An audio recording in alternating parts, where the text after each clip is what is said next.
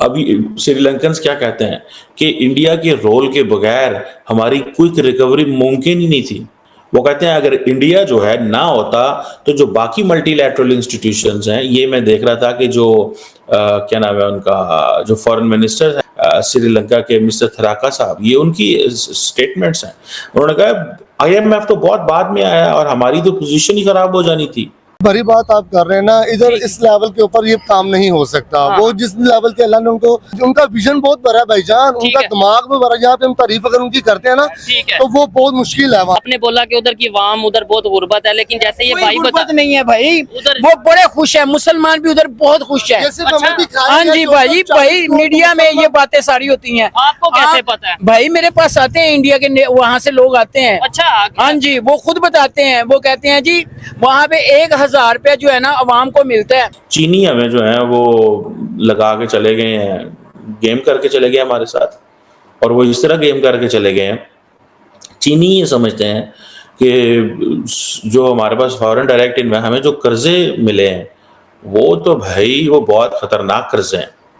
ठीक है, हमारे साथ बेसिकली उन्होंने की हुई है ट्रेजिडी, एक ट्रेजिडी हुई है। ट्रेजिडी इस सेंस में हुई है कि इतने महंगे कर्जे, इतने महंगे कर्जे, इतने महंगे कर्जे हैं कि हमारी आवाम तो दे ही नहीं सकती। तो बिजनेसमैन डरा हुआ है हमारा। वो ठीक कहता है यार अगर मेरे पास अगर इतने पैसे हैं तो बाहर चढ़ा बांग्लादेश जाके अपनी जान छुड़ा लूं।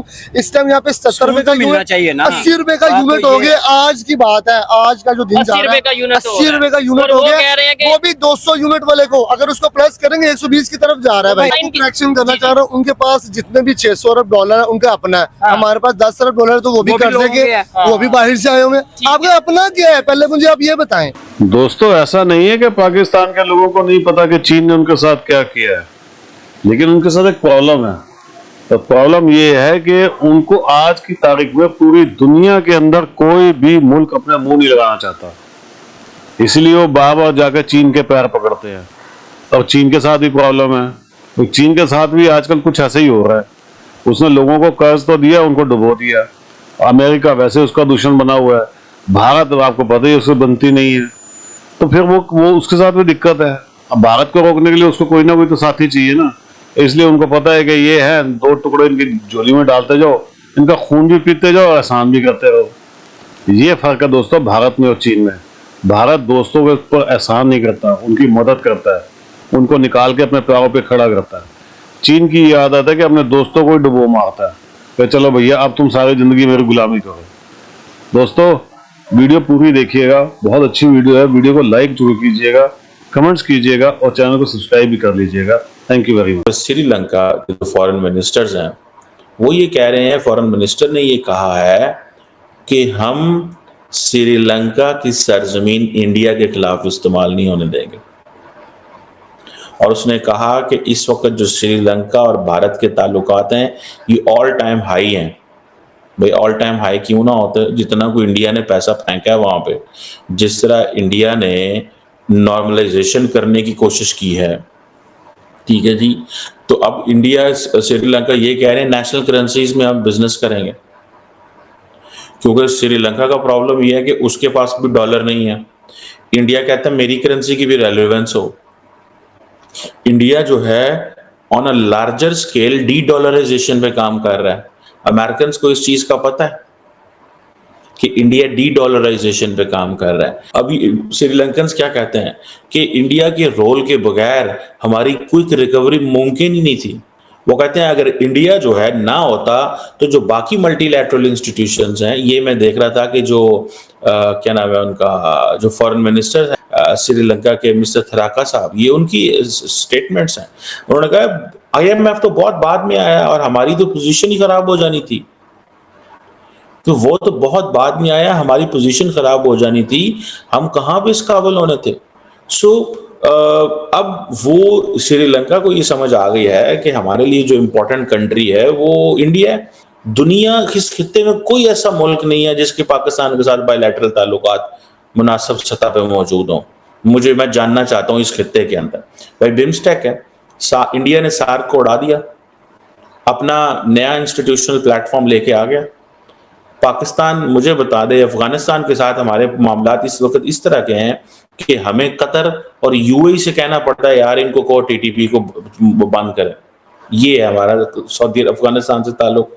ईरान के लिए हमें जो हमारे साथ जनवरी में उन्होंने किया और फिर हमने उनके साथ किया, ये है हमारा लेवल ऑफ ट्रस्ट। उसके बाद सदर आए, सारा कुछ आया, वो चीज़ें हैं, लेकिन बिहाइंड द सीन मतलब ऐसे थोड़ा ही होता है यार, ठीक है। इंडिया के साथ मामला खराब है।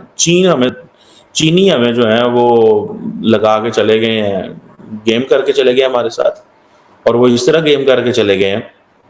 चीनी ये समझते हैं कि जो हमारे पास फॉरेन डायरेक्ट इन्वेस्ट, हमें जो कर्जे मिले हैं वो तो भाई वो बहुत खतरनाक कर्जे हैं, ठीक है।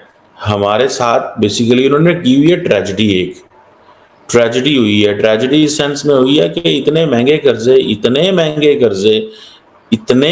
कर्जे हैं कि हमारी आवाम तो दे ही नहीं सकती।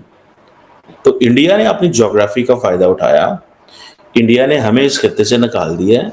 इस बात को मानने की जरूरत है। पाकिस्तान खित्ते में किसी मुल्क के साथ काम नहीं कर पा रहा और उसकी हमारी इंटरनल वजूहात हैं। तो श्रीलंकन तो निकल गए ना इस मुश्किल से बाहर। अब श्रीलंका की इकोनॉमी तकरीबन दोबारा फिर 4-5% पे चल पड़ी है, इससे भी ज्यादा शायद।